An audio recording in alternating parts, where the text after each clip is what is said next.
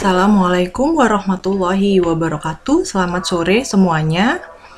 Baik, materi selanjutnya di sini saya akan menjelaskan tentang fungsi VLOOKUP dan HLOOKUP pada Microsoft Excel. Di mana sebelumnya kita sudah membahas materi tentang fungsi if. Kemudian di sini sekarang kita membahas tentang fungsi VLOOKUP dan HLOOKUP. Sebelumnya, saya mau menjelaskan dulu tentang tujuan pembelajaran pada materi ini. Yang pertama, diharapkan mahasiswa mampu mengidentifikasikan data-data untuk mengoperasikan fungsi VLOOKUP dan HLOOKUP. Yang kedua, mahasiswa mampu menjelaskan tahap-tahap penginputan data untuk fungsi VLOOKUP dan HLOOKUP. Dan yang ketiga, mahasiswa mampu mempraktekkan fungsi VLOOKUP dan HLOOKUP pada Microsoft Excel.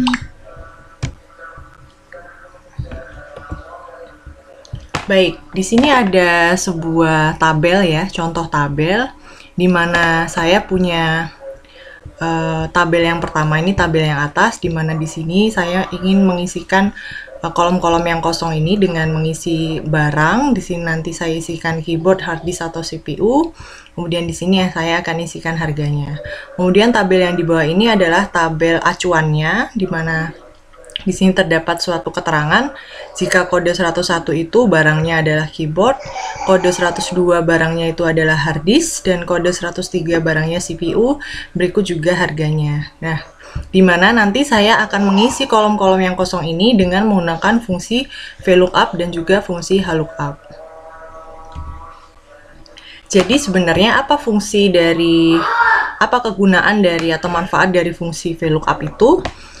Jadi kegunaan fungsi ini adalah digunakan untuk mengambil atau membaca informasi dari tabel lain yang tersusun secara vertikal dan dijadikan referensi ke dalam tabel yang sedang dianalisis.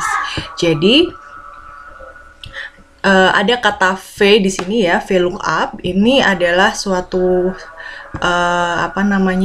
simbol di mana V ini berarti adalah vertikal.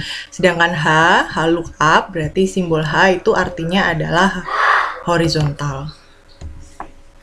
Nah, kemudian di sini adalah formula penulisan VLOOKUP pada Microsoft Excel, di mana yang harus kita penuhi adalah syaratnya. Yang pertama, jadi syarat pertama yang harus kita penuhi untuk menggunakan formula VLOOKUP ini adalah data reference-nya atau data acuannya itu harus dalam bentuk kolom atau vertikal. Sedangkan penulisannya adalah sama dengan VLOOKUP, kemudian buka kurung, kita masukkan dulu lookup value-nya, kemudian table array-nya, kolom index-nya, kolom index number-nya, kemudian range lookup. Apa itu lookup value? Lookup value itu adalah nilai yang akan dicocokkan dengan nilai yang ada pada tabel array. Kemudian tabel array itu adalah tabel sumber yang akan diambil datanya, jadi ini tabel reference-nya. Kemudian kolom index number itu adalah nomor kolom yang ada pada tabel array. Kemudian range lookup itu adalah metode pencarian dalam tabel sumber yang bernilai true atau false. Di sini biasanya yang sering dipakai adalah range lookup-nya itu diisikan dengan false. Baik, ini adalah contoh penggunaan fungsinya seperti ini yang tadi ya, kolom yang di depan tadi, di mana saya ingin mengisikan di sini nama barang di sini dengan menggunakan fungsi VLOOKUP. Kenapa kok harus menggunakan fungsi VLOOKUP? Karena fungsi VLOOKUP ini keterangannya ini sudah berupa tabel seperti ini. Kalau misalnya kalau misalnya saya menggunakan if, bisa atau tidak boleh, tapi lebih mudahnya atau lebih cepatnya kalian menggunakan VLOOKUP karena tidak terlalu ribet gitu ya. Karena acuannya sudah berupa tabel, kita menggunakan VLOOKUP. Kenapa VLOOKUP? Di mana bisa dikatakan ini vertikal? Kita lihat di sini. Kode ini 1, 2, 3 ini tersusun secara dari atas ke bawah. Jadi ini kode ini, keterangan ini di keyboard, hard disk, CPU, harga, dan seterusnya. Ini tersusun secara vertikal atau dari atas ke bawah. Maka kita menggunakan fungsi yang kita gunakan adalah VLOOKUP. Untuk yang pertama sama dengan VLOOKUP, B55 ini tadi adalah lookup value-nya ya. B55. Jadi B55 di sini tuh apa? B55 itu adalah lookup value-nya. Adalah nilai yang akan dicocokkan dengan nilai pada tabel array. Jadi B55 ini adalah acuannya di sini. Di sini yang diketahui hanya kode 101. Maka di sini lookup value-nya kita isikan B55. Kemudian titik koma, selanjutnya yang kedua adalah table array. Table array ini adalah tabel acuan yang akan dipakai sebagai acuan dalam mengisi kolom-kolom ini. Jadi ini kita isikan dari B65.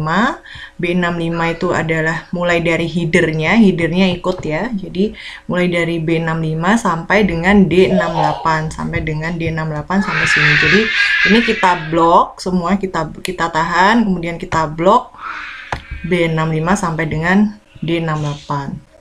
Nah, di sini jangan lupa tabel array-nya ini kita kunci ya, kita beri $, seperti ini dua-duanya, agar supaya apa? Supaya pada saat nanti kita kopikan rumusnya ini, nah di sini kita kunci agar pada saat ini nanti kita copy atau formulanya, rumusnya kita copy ke bawah, dia tidak akan ikut berubah. Maka ini harus kita kunci. Kemudian 2 di sini ada kolom index number. Kolom index numbernya 2 ini adalah karena kita akan mengisi barang di sini, maka barang itu berada pada kolom kedua pada tabel array. Maka di sini kita tuliskan 2. Kalau misalnya kita ingin mengisi harga, maka kolom index numbernya ini kita tuliskan 3 karena harga di sini berada pada kolom ketiga pada tabel array, seperti itu.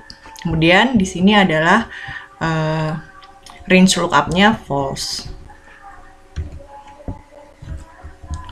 Kemudian untuk HLOOKUP sama ya, HLOOKUP ini sama seperti VLOOKUP, tetapi tabel atau informasinya itu berada atau tersusun secara horizontal. Dengan bisa kalau misalnya untuk mudah mengingatnya, H itu berarti horizontal, V itu berarti VLOOKUP. Vertikal maksudnya.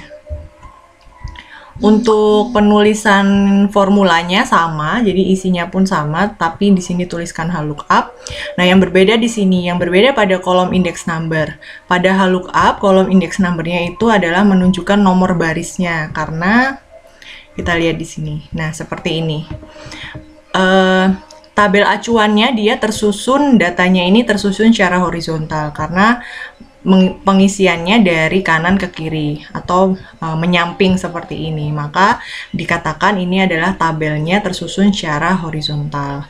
Oleh karena itu, untuk mengisi ini kita menggunakan fungsi HLOOKUP, dimana ini sama ya, lookup value-nya adalah G55 berada di sini, kemudian G65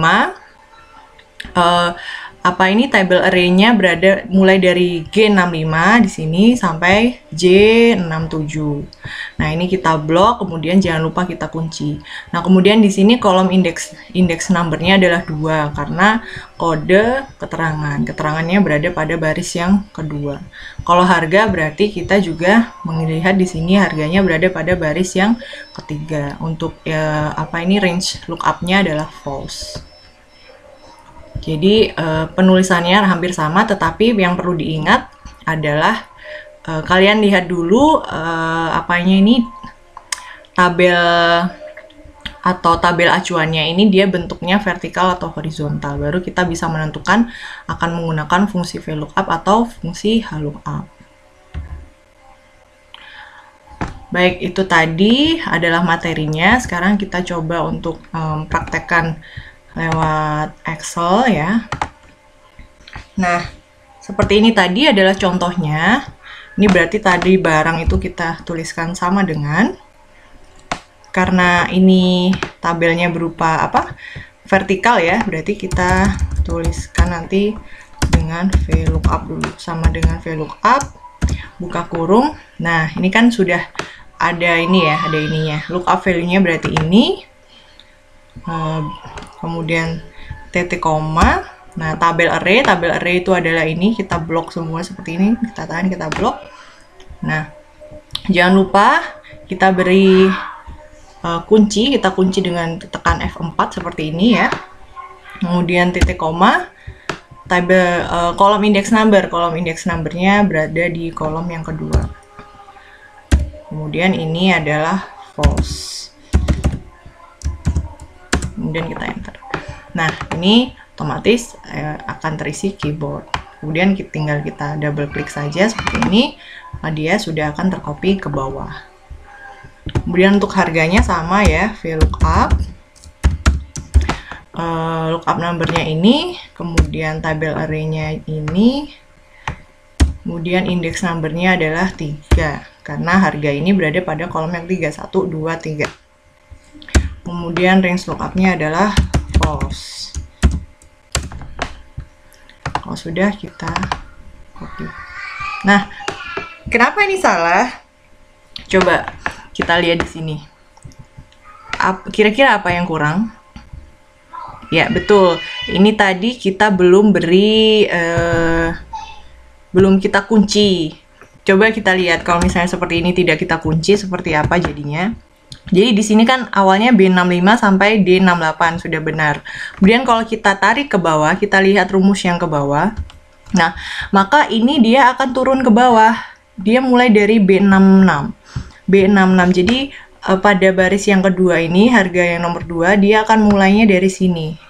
Sedangkan untuk baris yang ketiga, dia akan mulainya dari sini, dan seterusnya. Jadi, pada saat dia berada pada baris ini, dia tidak ada tabel acuannya. Karena tadi tidak kita kunci. Jadi, ini perlu kita kunci dengan kita beri dolar seperti ini ya. Kita tekan saja F4. Kita tekan F4 seperti ini. Nah, kalau sudah kita kunci, kita copy lagi. Nah, maka hasilnya sudah benar. Kemudian pada HLOOKUP berarti sama dengan HLOOKUP. Lookup value-nya ini, tabel array-nya adalah yang ini secara horizontal ya. Jangan lupa kita kunci dulu. Kemudian row index number. Oh, kalau ini row index ya. Row index number-nya berarti berada pada baris yang kedua. Kemudian ini juga false. Oke. Kita copy, sudah benar. Sudah sama. Kemudian sama dengan HLOOKUP. Lookup value, tabel array. Jadi nanti silakan kalian coba sendiri di laptop atau di PC kalian masing-masing ya. Atau pada saat saya mengerjakan ini, kalian juga sambil mengerjakan, silakan. Lookup value row index number-nya adalah harga di baris yang ketiga. Kemudian ini false. Dan kita enter, ketemu hasilnya 50.000, sudah benar. Nah, ini sudah benar, CPU-nya 2 juta, ini dan lain-lainnya. Baik, kalau sudah terisi seperti ini, kita cek dulu apakah hasilnya sudah sesuai atau belum. Karena ini kita cek sudah sesuai, berarti fungsi ini sudah benar, seperti itu. Baik, di sini untuk review capaiannya diharapkan setelah mengikuti materi itu tadi, kalian sudah mampu membedakan ya penggunaan fungsi VLOOKUP dan HLOOKUP. Kemudian kalian sudah mampu menjelaskan tahap-tahap penggunaannya dan sudah mampu mengaplikasikan pada studi kasus real. Jadi kalau nanti ada tugas atau latihan untuk mengerjakan dengan menggunakan fungsi ini, kalian sudah bisa mengerjakan dengan baik. Baik, cukup sekian materi hari ini tentang VLOOKUP dan HLOOKUP. Terima kasih, sekian. Wassalamualaikum warahmatullahi wabarakatuh. Silahkan simak materi hari ini, materi selanjutnya di video yang selanjutnya. Sekian, terima kasih. Selamat sore.